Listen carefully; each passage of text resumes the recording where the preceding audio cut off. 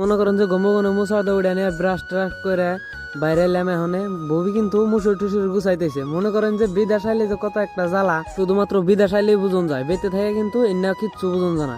পরে এসে রুমে থেকে বাইরে আয় পড়লাম রাস্তায়। আর এখন কিন্তু যাবো ঠিকাদারের রুমে ভাত খাবেন নিকে। তো আয়া পড়লাম। আর এই যে আঙ্গ মালিক দুইটা কিন্তু পুরো একটা পোষপাস দিছে। আর এই যে আঙ্গ ববি পাগলু কিন্তু সে একটা বন্দুক নিয়ে খেলায় গুদু বলানের উপায় নাই। আর একটা কথা, তোমরা যে কমেন্ট করো আমি কি কাম করি, আমি কিন্তু এনে ফোর সিলিং এর কাম করবার নিকে আইছি।